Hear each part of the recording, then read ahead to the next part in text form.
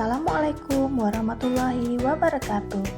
Hai generasi cerdas, yuk kita belajar bersama.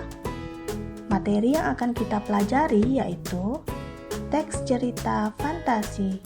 Simak videonya sampai akhir ya. Sebelum kita membahas lebih jauh mengenai teks cerita fantasi, kita lihat dulu yuk tujuan pembelajarannya. Tujuan pembelajaran: peserta didik dapat memahami: pertama, pengertian teks cerita fantasi; kedua, ciri-ciri teks cerita fantasi; dan ketiga, jenis-jenis teks cerita fantasi.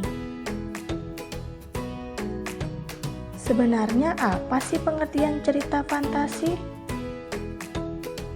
Cerita fantasi adalah jenis cerita yang dibuat dengan daya imajinasi atau khayalan seseorang yang di dalamnya terdapat berbagai kisah. Kisah itu bisa saja pernah terjadi secara nyata atau hanya khayalan penulis saja. Berikutnya, kita akan membahas ciri-ciri teks cerita fantasi. Apa saja ya ciri-cirinya? Yang pertama, mengandung keajaiban, keanehan, dan kemisteriusan. Contohnya, tokoh yang dapat terbang di langit. Ciri yang kedua, ide cerita yang terbuka. Tema yang dipilih oleh cerita fantasi dapat berupa supranatural, mistis, dan sebagainya. Ciri yang ketiga, menggunakan latar lintas ruang dan waktu. Contohnya, tokoh yang diceritakan hidup di dunia modern tiba-tiba bisa berada di zaman penjajahan. Ciri yang keempat, adanya tokoh unik.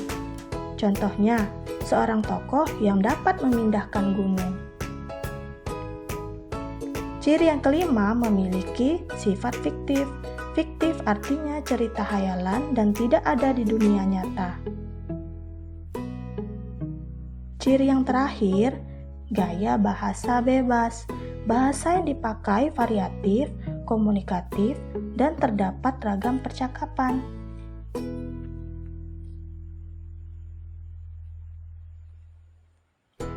Selanjutnya, kita akan membahas jenis-jenis teks cerita fantasi.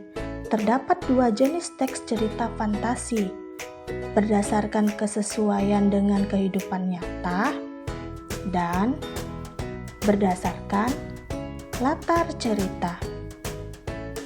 Jenis teks cerita fantasi berdasarkan kesesuaian dengan kehidupan nyata dibagi menjadi dua. Yang pertama, cerita fantasi total. Artinya, mulai dari tema, nama tokoh, latar, atau peristiwa yang dikisahkan murni hasil imajinasi penulis dan tidak ada di kehidupan nyata.